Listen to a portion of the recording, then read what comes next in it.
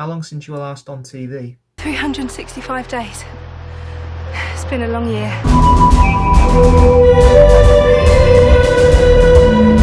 Hello and welcome to my review of Doctor Who Series 12, Episode 1 and 2, Spyfall, written by Chris Chibnall and directed by Jamie Magnus Stone and Lee Haven-Jones. After a year of being off our screens, Jodie Whittaker returns as the 13th Doctor for her second series, along with her fam, Graham, Ryan and Yaz. Now, there will be spoilers for both episodes here, so if you haven't seen this two-parter yet, go watch it and then come back here. All caught up? Right, here's the story. Following the execution of intelligence agents all around the world, Dr. Yaz, Graham and Ryan are called in by the head of MI6, C, played by Stephen Fry, to investigate. The victim's DNA has been altered into something extraterrestrial. Their only lead is Daniel Barton, played by Lenny Henry, the CEO of a search engine media company called Vor. The Doctor makes contact with Agent O, played by Sacha Dhawan, who has been tasked with monitoring alien activities. While C is killed by the mysterious aliens, Yaz and Ryan investigate Barton, as his DNA is only 93% human, and also extends them an invite to his birthday party on the following day.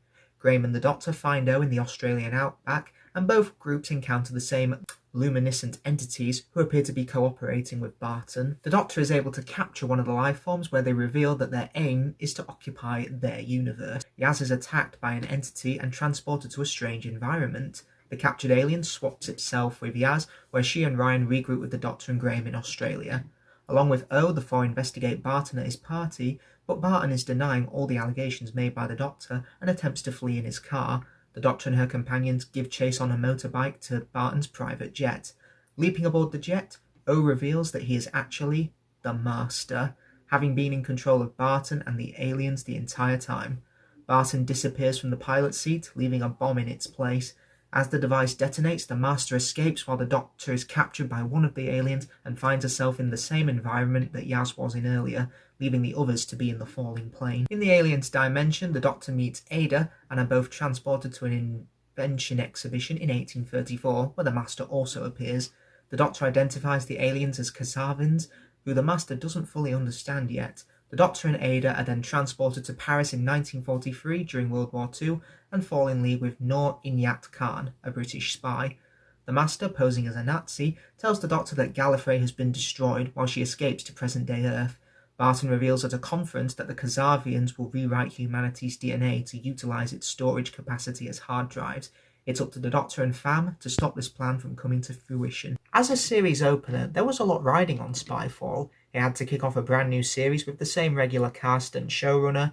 There can be a danger of this falling into the trap of just another season of Doctor Who, but Chibnall really took what I think worked in Series 11 and gave it a whopping great kick up the backside.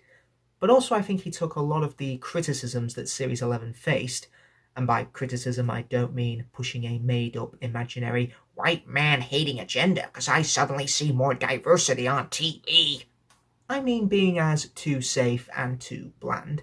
There's a lot more ambition in Spyfall's script, as it's constantly moving forward while setting up mysteries and questions and answering them at just the right story beats. If I could sum this story up as a whole, it would be a simple story but told with complexity. This story really showed how versatile an actress she could be. Her expression at the revelation of the Master at the end of part 1 was fantastic. It felt like we were in her shoes. Confusion, shock, and a sense of powerlessness. The stakes are high, but now the shit has hit the fan. Other great moments are when she had to kneel to the Master in part 2. The way she reluctantly said his name was great. The Doctor stands for justice and good in the universe, and the fact that she has to kneel before her enemy, who is everything that she despises, you can tell she hates this. It's like asking a Dalek to be good, you just can't do it. Her interactions with Ada Lovelace and Noor Inayat Khan were also really good as well. Her speech of saying to both of them that as long as there are people like them in the world, there will be hope. So many people, I think, can look up to this message. You might feel scared of the world sometimes and you feel like that everything is ending and you feel oppressed, but as long as you keep going and being strong, you can make a difference. I think this is why the 13th Doctor is such a great role model for the world of today. Now, before you crucify me in the comments or call me an SJW or a cook, whatever the fuck that means, I'm not dismissing the previous incarnations of the Doctor at all. I just think Doctor 13 has also kept the spirit of the character alive even after 57 years of being on our screens. Another fantastic moment came from the ending where, spoilers, she finds Gallifrey again, and it's a total ruin caused by the Master. What's brilliant is that in the same story, she was giving hope to Noor Khan after witnessing her city burning and being taken over by fascism and lies. Now, do you remember the scene from Gridlock where the Doctor told Martha about Gallifrey? And don't get me wrong, I love that scene and it's brilliant. But what I like about this one is that there's no dialogue, and it all comes from Jodie's facial expressions at the end. Just from that one look, it's as if all of her memories of what her home used to be have been stripped away and torn down, and the tears welling up in her eyes. My God, Jodie is incredible. To add the icing on the cake, the Master then sends her a message about her whole existence being a lie and mentions the timeless child, which was mentioned once in the Ghost Monument last year, though I'm willing to bet that because certain people on the internet caught on to this, Chibnall thought, oh, okay, I'll make that a story arc. Her rage and fear were fantastic, and whatever the timeless child is, I'm sure it's going to be paid off in later episodes. Let's hope it leads to something good. The Doctor is at a complete shock and doesn't know what to do, and the fact that she hides this from her companions is really good. The Doctor may be good at giving others such great advice, but who knows, maybe this series she'll have issues of opening up and trusting people. Maybe Series 12 will be about letting her guard down for her friends to truly know who she is. I've also got to mention her comedic timing when she thought she was playing Snap at the casino. That was priceless. As for our companions, it was great to see them again, and I felt that they had time to shine here.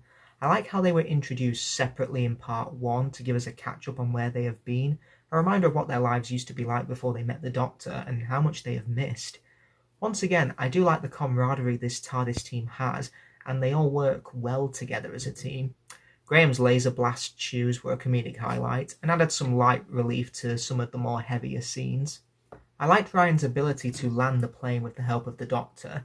It's great how in his first scene of Series 12 he couldn't score a basketball hoop.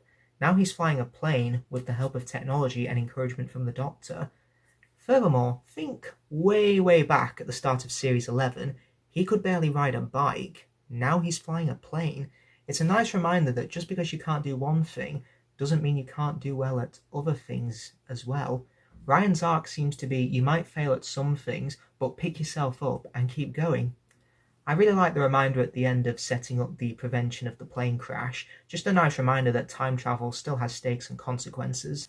Yaz, for the first time, really started to impress me. Her best moment of the story came from when she was stuck in the alternate universe in part 1. This is the first time we've seen her powerless and feeling completely lost. She has no Doctor, no friends, and no guaranteed way out. She only managed to get back because of the Doctor's luck, and her discussion with Ryan about it was great. And wiping away the tear, that was superb.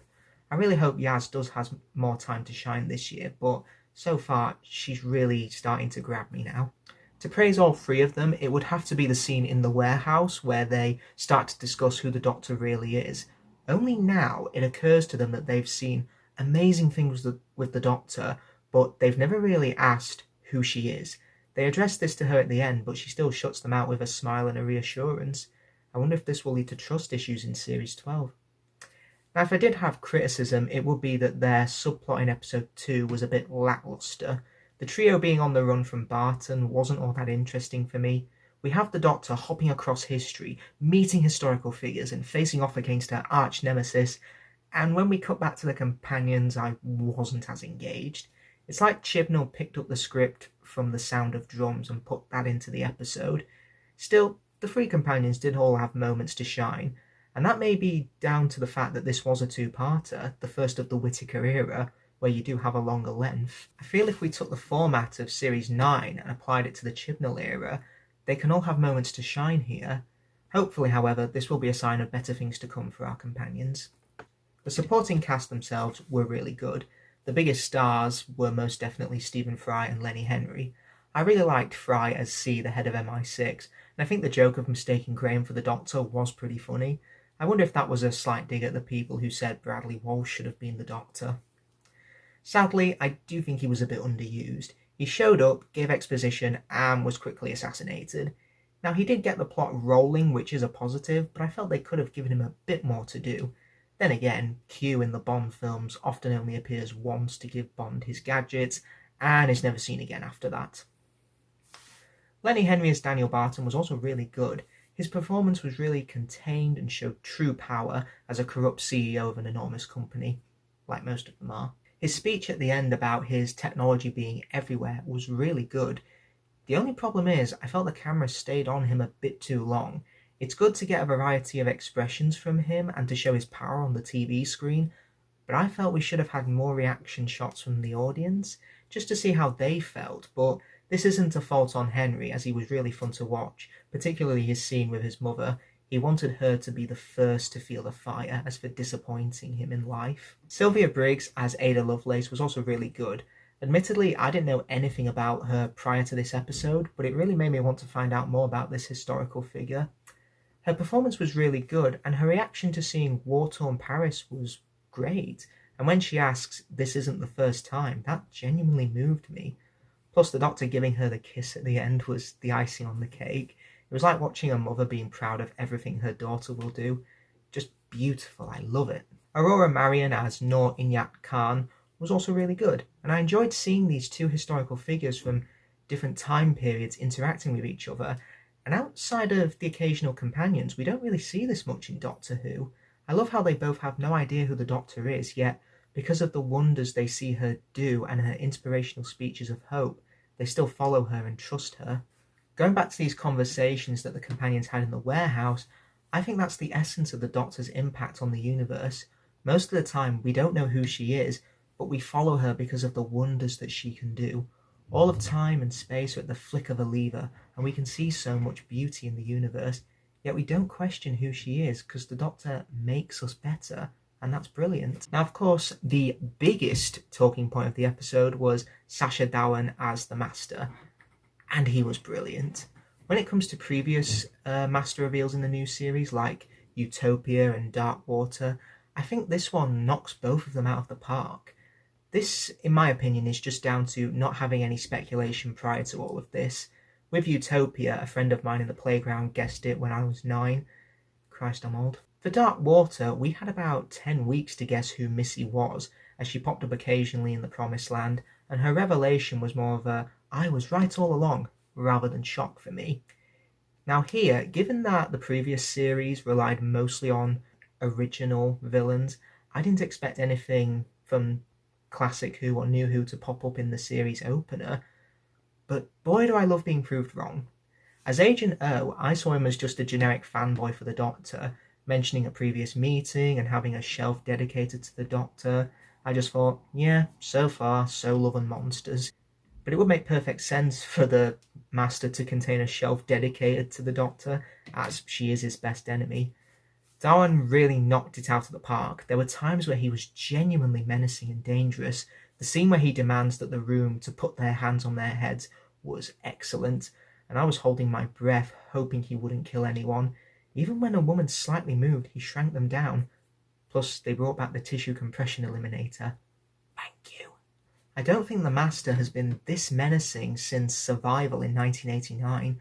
The 13th Doctor and this Master have excellent chemistry with each other.